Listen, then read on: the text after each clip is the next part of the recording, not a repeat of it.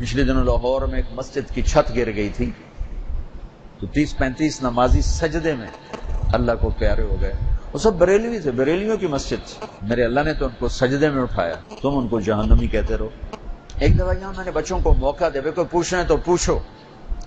اتنے زہر بھرے سوال لڑکوں نے کیے کہ میں رونے بیٹھ گیا. مجھے اتنی خوشی ہوئی. مفتی محمد خان قادری صاحب بریلویوں کے بہت بڑے عالم ہے. سب کے لیے ہمارا دل کھلا ہے، سب سے ہمیں محبت ہے. ہم دیوبندیت کے پرچار کرنے والے نہیں، ہم اسلام کے داعی. مجھے اتنی خوشی ہوئی. مفتی محمد خان قادری صاحب بریلویوں کے بہت بڑے عالم. ایک نوجوان تھا بہت غریب، میرے بیان یاد کیے اور خطیب بن گیا. اور پھر کہیں سے سند بھی لے لی. تو بیچارہ خودکشی پہ آ چکا تھا. تو میں اس کو سپورٹ کرتا تھا، اس کو خرچہ دیتا رہا یہاں تک کہ اس کی خطابت چل گئی اور وہ خود کمانے والا بن گیا. تو اس نے انہیں فون کیا. پہلے وہ غیر مقلد بنا، پھر وہاں پیسے تھوڑے تھے تو پھر وہ بریلوی بن گیا، یہاں پیسے زیادہ. تو اس نے مجھے فون میں بتایا کہ جی میں نے مفتی محمد خان صاحب کو فون کر کے بتایا. میں نے کہا جی میں پہلے غیر مقلد تھا اور اب میں سنی بریلوی ہو گیا ہوں. تو انہوں نے کہا نہیں بیٹا، غیر مقلد، دیوبندی، بریلوی یہ سب اہل السنت والجماعت ہیں.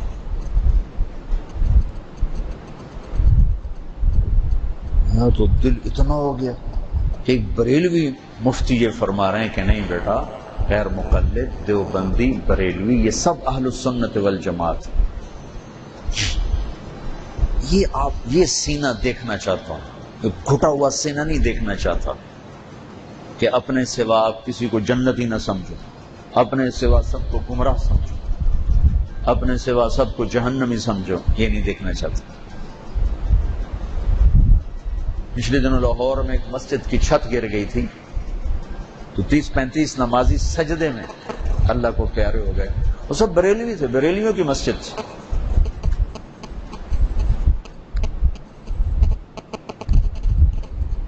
میرے اللہ نے تو ان کو سجدے میں اٹھایا. تم ان کو جہنمی کہتے رہو. تو میرے عزیزو، امت بن کے چلو. سال کا شروع ہے. عقائد مسائل درسگاہ کے لیے ہیں، ممبر کے لیے نہیں ہیں. عقائد اور مسائل کی بحث درسگاہ میں ہوتی ہے، ممبر پہ نہیں ہوتی.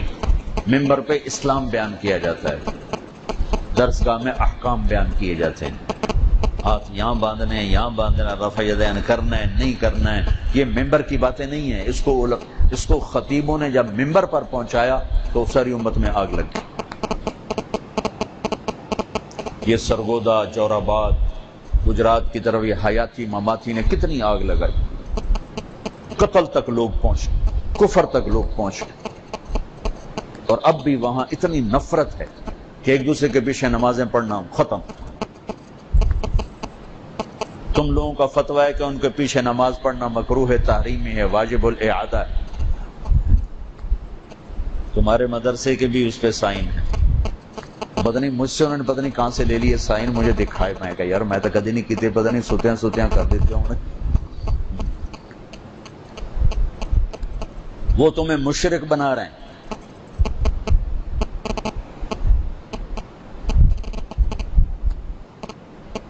تو آپس میں دست وغیرہ بہو گے. لہذا یہ ہلاکت کا راستہ ہے، ہلاکت کا راستہ. تو اللہ مولانا الیاس صاحب کی قبر روشن کرے، جس نے دنیا کو گلے لگانا سکھایا، رنڈی کے کوٹھیوں تک جماعتوں کو پہنچا تھا. تو بچوں میں نہیں چاہتا ہوں تم تحریکی بنو. ہمارے اہل مدارس مسلک سے باہر نہیں نکل سکتے. اتنی مضبوط دیواریں ہیں تعصب کی کہ میں سر ٹکرا کے پھاڑ تو سکتا ہوں، ان دیواروں کو توڑ نہیں سکتا. اور تعصب کی اتنی بھڑکتی ہوئی آگ ہے، اس میں دیوبندی، بریلوی، شیعہ، سنی، مقلد، غیر مقلد سب برابر۔ حالانکہ تمہیں ہوا بھی نہیں لگنے دیتے ہم تمہارے استاد، کبھی ایسی بات نہیں کرتے، لیکن میں تمہارے چہرے پڑھتا ہوں، تمہارے اندر وہ تعصب اترا ہوا ہے۔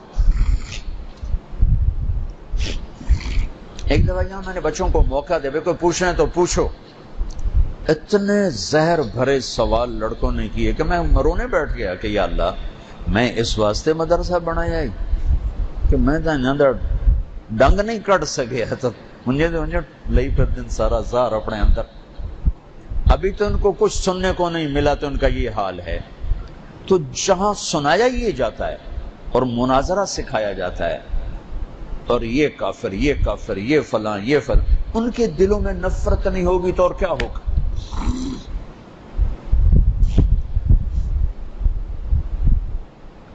اللہ میرے اساتذہ کو کروٹ کروٹ رحمتیں نصیب فرمائے جو قبروں میں چلے گئے، اور بہت جزائے خیر عطا فرمائے، ان کی نسلوں کو شاد آباد کرے جو زندہ ہیں۔ اللہ کی قسم 7 سال میں ایک لفظ نہیں سنا بریلیوں کے خلاف، شیعہ کے خلاف، غیر مقلد کے خلاف، نافرمان طبقے کے خلاف۔ مولانا جمشید صاحب تو طوائفوں، بھائی ہماری، انہی کو دیکھ کر تو میں نے طوائفوں کو بیٹیاں کہنا شروع کی، بھائی ہماری بیٹیاں ہی تو ہیں۔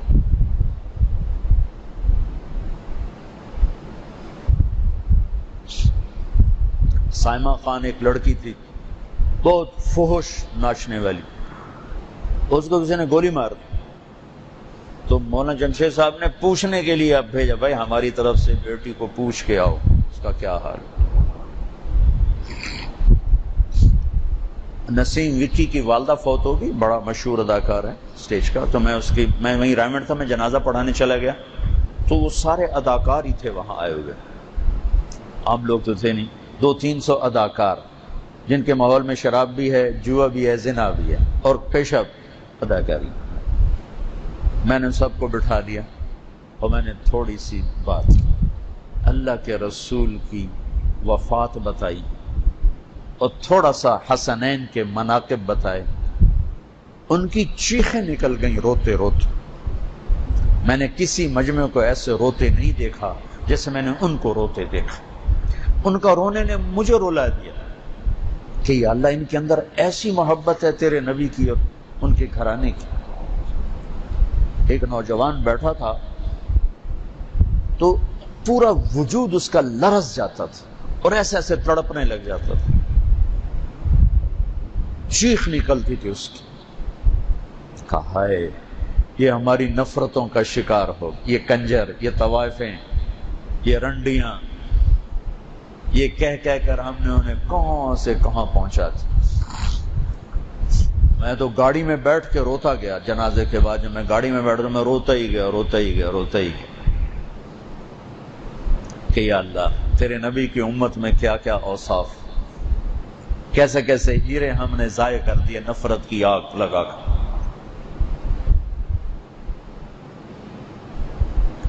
تو ان میں ایک اداکار کہنے لگا، جی سال ہر سال مولانا جمشید صاحب سے ملنے جایا کرتے تھے اور انہوں نے فرمایا ہوا تھا کہ جب آؤ مجھے اٹھاؤ، اور مولانا جمشید صاحب رحمت اللہ علیہ جیسی مجاہدانہ اور زاہدانہ زندگی پورے رائمنڈ میں نے کسی کی نہیں دیکھی تھی۔ وہ تھک کے چور ہو کر گرتے تھے اور رات کو 2 بجے آ کر ان کو اداکار اٹھاتے تو آنکھ کھلنے سے پہلے کہتے مرحبا مرحبا مرحبا۔ یہ دیکھ کر اداکار رونے لگ جاتے تھے کہ یہ کیسا انسان۔ اس ٹائم میں کسی کو اٹھاؤ تو گالیاں دیتا اٹھتا ہے۔ میں ایک دفعہ جب رائمنڈ میں تھا تو بہت تھکنا ہوتا تھا تو میں لیٹا دوپہر کا وقت، تو مولوی طاہر ہے میرا شاگرد بھی تھا، عبداللہ صاحب کا خادم تھا، اس نے کہ مجھے اٹھا دیا، کیا ہے کہ عبداللہ صاحب بلا رہے ہیں۔ میں نے اس کو اتنا ڈانٹا اگر تو اندھا ہے تجھے نظر نہیں آتا میں سویا ہوں، تو جا کے ان کو بتاتا کہ وہ سو رہا ہے۔ پھر وہ کہتے اٹھاؤ تو پھر آ کے مجھے اٹھاتے۔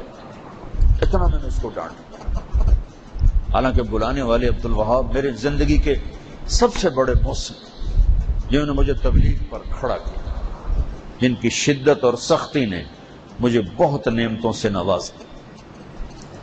ورنہ میں جا کے مدرس ہوتا، ہاں مجھے کتابیں یاد تھیں، 2-4 اور یاد ہو جاتی، ادبی ذوق تھا، شاید میں شاعر بن جاتا، ادیب بن جاتا، میں اس بندے کا احسان مند، لیکن مجھے غصہ چڑھ گیا، کیوں بلایا؟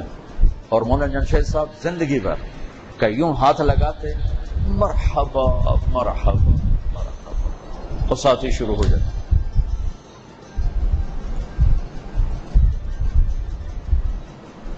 ان استادوں کا ہمارے پر مزاج بنانے میں ان ہستیوں کو دخل ہے۔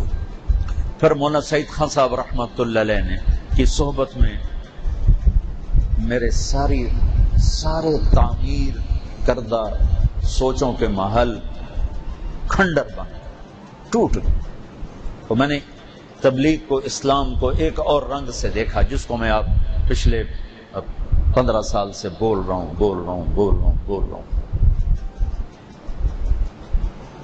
آپ سے بھی کہتا ہوں، اپنے عقائد پہ پختہ رہو، لیکن دیوبندی بن کے نہ چلو، امتی بن کے چلو۔ اس بھڑکتی آگ کو بجھانا ہے، اس کو بڑھانا نہیں، بجھانا ہے۔ تبلیغ نے یہ فاصلے مٹائے ہیں، تبلیغ کا کام نہ ہوتا تو کتنی بڑی تباہیاں انسانیت کو دیکھنی پڑتی۔ تو آپ کا سال شروع ہو رہا ہے، آپ بہت اچھے بچے ہو، بہت نیک بچے ہو، ایک تو میری مدد کرو، میں آپ کی مدد کا محتاج ہوں۔ جس کی اتنی زیادہ اولاد ہو اور سارے دعا کر رہے ہوں تو اللہ کسی کی تو سنے گا نا۔ 200-300 بیٹے ہوں اور سب نفل پڑھ کے دعا کر رہے ہوں اپنے باپ کے لیے، تو اللہ تعالیٰ کسی کی تو سنے گا۔